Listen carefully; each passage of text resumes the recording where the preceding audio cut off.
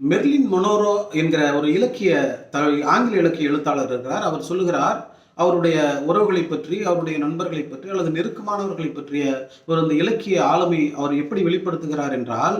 நான் மோசமானவனாக இருக்கிறேன், நான் எதற்கும் தகுதியில்லாதவனாக இருக்கிறேன், நான் கோபக்காரனாக இருக்கிறேன், எதையும் ஆளுமை செய்கிற இடத்திலே நான் இல்லை, எதையும் ஒரு பாதுகாப்பாக செய்வதற்கான சூழலில் நான் இல்லை, நான் மிக மோசமாக சில சமயங்களில் நடந்து கொள்கிறேன், நான் கோபக்காரனாக பல நேரங்களில் இருக்கிறேன், இவற்றையெல்லாம் நீ என்னோடு இருந்து கையாள முடியாத சூழ்நிலையில் நான் சரியாக இருக்கிற பொழுது அல்லது சீராக இருக்கிற பொழுது அல்லது நேர்த்தியாக இருக்கிற பொழுது மட்டும் நீ என்னை கையாள்வாய் என்று சொன்னால் நமக்கான உறவை நாம் எப்படி பார்ப்பது என்று சொல்லுகிறார். இது எதை குறிக்கிறது என்று கேட்டால், இலக்கியங்கள் மனிதனுடைய உணர்வுகளை சொல்லுகிறது. நான் இவ்வளவு குறைகளோடு இருக்கும் பொழுது என்னை நீ கையாள முடியாவிட்டால், நான் சரியாக இருக்கும் பொழுது மட்டும் நீ கையாளுவாய் என்று சொன்னால் இந்த உறவிலே எந்த பயனும் இல்லை என்பதை தான் மெர்லின் மொனோரோ என்கிற